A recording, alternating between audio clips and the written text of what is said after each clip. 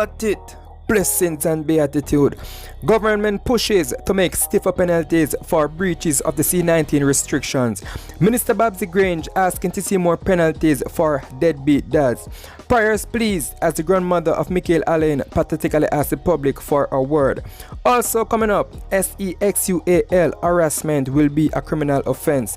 That and more, my viewers, and trust me when I say you don't want to miss those stories, so stick around for the details right after the intro. And remember, if you're new to the channel, if it is your first time over here, please I'm asking you to subscribe. Plus, click the notification bell, and while doing so, select option all, so that way you'll be first in line to be notified about each and every activities on our channel. And also remember to give this video a like for YouTube algorithm.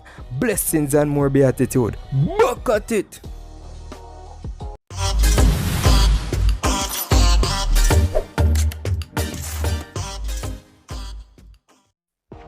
Minister of Health and Wellness, Dr. Christopher Tufton, says stiffer penalties are coming for persons who breach the C-19 pandemic restrictions. He said that the Office of the Attorney General and the Ministries of Justice and Local Government and Rural Development are collaborating to implement the new measures, which he said will be in place before the end of the year. And the government is saying that they expected to see decisions on that soon.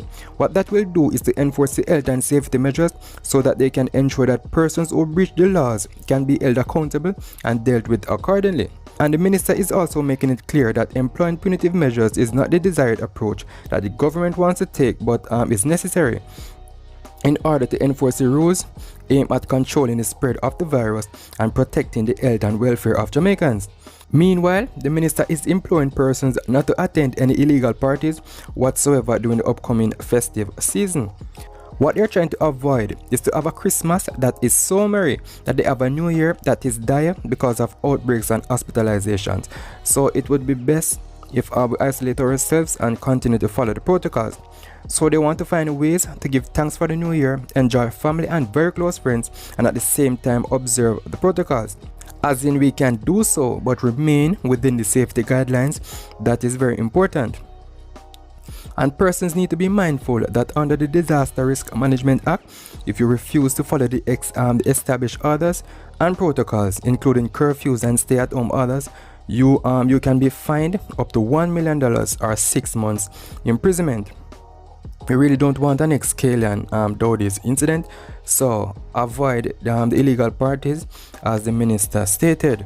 And the truth to be told, I would welcome any new measure that would help to decrease the spread of this thing, because as we all can see, people are not taking it seriously. Instead, they're trying to make it even harder for the government to control the way how it navigates among us to keep track of its path. And as it pertains to the parties being staged throughout this period, there are nothing but disasters. So follow the Disaster Risk Management Act to avoid these unnecessary disasters, because all you're set up to do is cannibalize each other. So I'm with the government on that 100%. A man's health is a man's wealth, and that is that. In the meanwhile, Senior Government Minister Oliver Babsy Grange has suggested more penalties for fathers who fail to support their children. She was among the main speakers at Thursday's International Men's Day Forum at the Jamaica Pegasus Hotel in New Kingston. She said the matter was a major concern for her Ministry of Culture, Gender, Entertainment and Sport, and that she asked the Bureau of Gender Affairs to consider new strategies to deal with the issue. And what the minister is saying is that the major concern is the many fathers in Jamaica who are not supporting their children, and it needs urgent attention, especially evident at times like back to school, when there are numerous requests for assistance but no fathers around to take their responsibilities at task. So yeah, we can understand what the minister is actually saying there. In fact, even when some of these mothers have child support orders from the court, for a number of reasons they are not enforced, even when the father is easily accessible. And I can attest to that because I see it happening like daily. So maybe when the warrant is to be served, the father and couple of the police are friends, so everything basically comes to a halt. Then give the police some money and a warrant about to serve, or then throw the warrant, or them get rid of it. So according to her, she asked the Bureau of Gender Affairs to have the necessary consultations with the relevant stakeholders, including the judiciary, the police, church and businesses, etc., to look at strategies to encourage men to be more responsible in supporting their children. They will also be exploring punitive measures for all those who fail to support their children even after receiving court orders. And that is only fair because we should not continue to allow the total burden of bringing up children to rest entirely or solely on women. It reaches a stage where it is basically uncontrollable right now, so let's see what these ministers will do about it or how they will go about curbing the fatherless trend. And that is that. Now to the little boy that recently got feasted by a pack of dogs, young Mickele Allen. His grandmother, 62-year-old Lynette Brown, is now asking for the nation's prayer as her grandson, 5-year-old Mickele, jetted off to the United States yesterday for a life-saving surgery. And Mickele was accompanied by his mother, Shereen Greenlee, who the grandmother says has not been coping with her son's condition after he was munched on by dogs in his community of St. Dacres, St. Ann last Sunday. The family is saying that they are all broken up at this time because it is a horrible feeling to see a loved one in such condition that some would say was caused by carelessness and negligence. She even stated that when she got the news on the day of the event, upon hearing what happened, she fling with the phone, and right now it is not working so good. However, she explained that she had been in touch with her daughter and grandson hours before their departure yesterday afternoon. She said she was talking to him on Thursday and he is getting on alright, but the major problem is the head, because whenever he talks for too long, he starts to complain that his head hurts. And based on what she's saying, that traumatizes the mother. Anytime anybody tries to talk to her about him, she don't want to get into details. So most likely, flashbacks of the freshness still lingers. The grandmother also revealed that Mickele's twin sister has been crying for her brother since he's been in hospital, but they're trying to encourage her that he'll be okay because each time they talk to her about her brother, she started crying. So they try not to talk too much about him. And it is also said that the boy's father is upset that nothing has been done to hold the owners of the animals who attack Mickele accountable.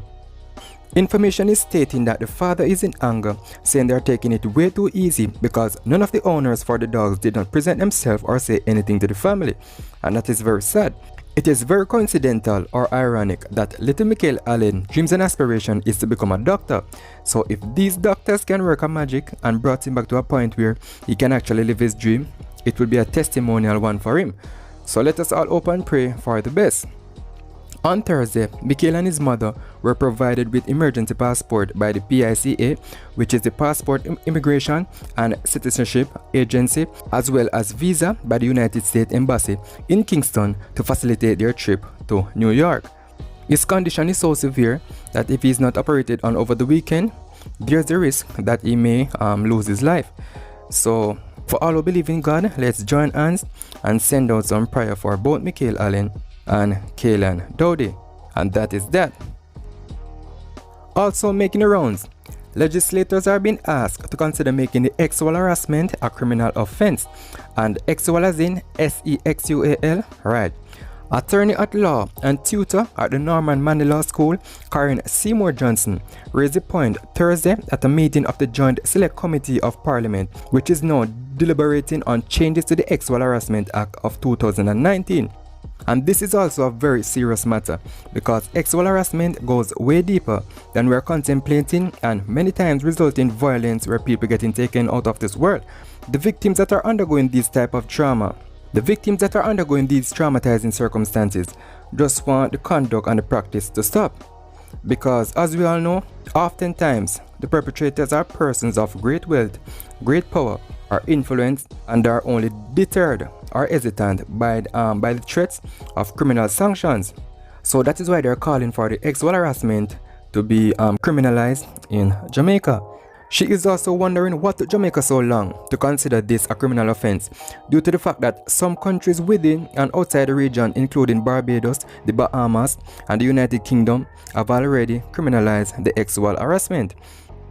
She also said that the Norman Manley Law School was asking that when the time comes to overhaul the Sexual Offense Act, that some consideration be given to include the act of stalking. So all the PV them that love to walk down people girl child, the people in Pitney can walk in peace, because every day you walk behind her, telling her what and what you would like to do to her and how much you will give her money if she allow you to do it. Well, this bill is your utility. And I would also urge that the bill be comprehensive enough in its scope to protect workers at any level from sexual harassment during the course of their employment, because these bosses, supervisors are a main contributing factor when it comes to sexual harassment. In most cases, 90% of the time, they will tend to give the impression that there will be a hike in the salary of the vulnerable females if they should allow them to have their way sexually, or there will be some form of promotion up from their current position.